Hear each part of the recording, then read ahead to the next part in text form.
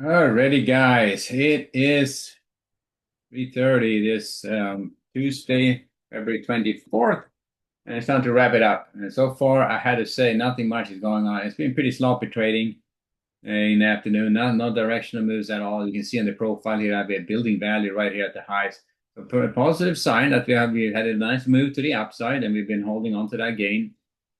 Hasn't fallen apart, hasn't taken out the 6880s. So with that kind of dynamic, we'll start off with a bias to the upside.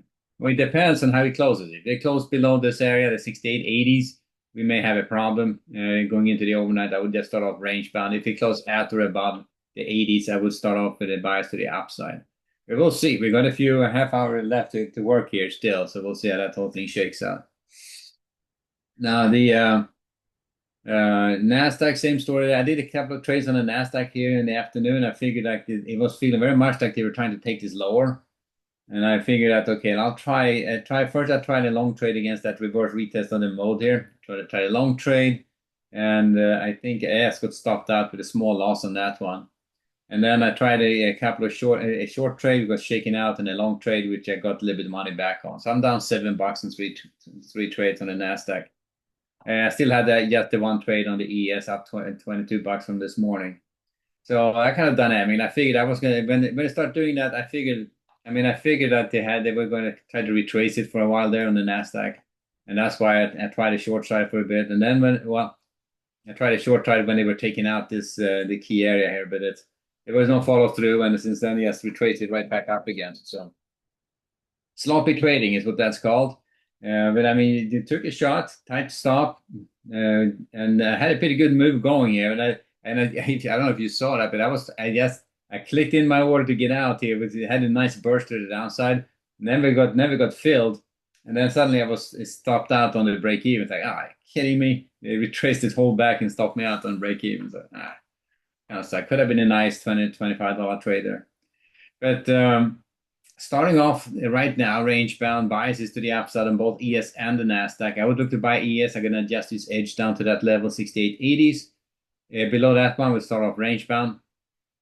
On the way up, if they start taking out these highs at the 69, probably 69.5 for the overnight, there's going to be a range there between 5 and 10, and it's going to combine these two edges. But if they start trading above that, maybe stay on the long side and see how far they can take it. That's kind of the dynamic on the ES. On the Nasdaq, same story, but we're going to key in on that level, the 25,070 to 80s. They start trading above that, we'll stay on the long side.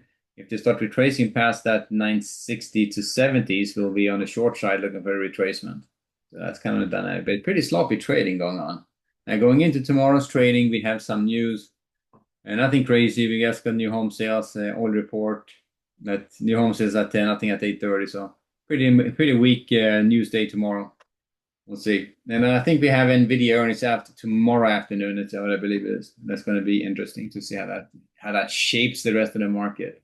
One market wise, nothing going on. That's kind of boring. I'm not going to spend too much time on that one. I was looking at that potential opportunities by slopping around sideways. So anyway, super tight range today and nothing going on. So I'm not trying to trade that one at all.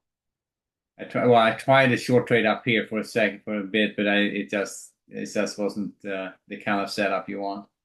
It feels like it was just drifting pretty close to the mean, and with a tight range like that, it's just not that high probability that it's going to be successful. Would have worked for a tick or two though, after the fact, but I mean at the time, yes, I had to be judging if that's going to be the case or not. So back to the ESN Nasdaq. Let's see how it closes. If they can hold the line here, we'll start with a little bit of a bias to the upside and see how far they can take it. Alrighty, guys, we'll leave it there. You have a great evening, and I'll see you back in the morning. Later.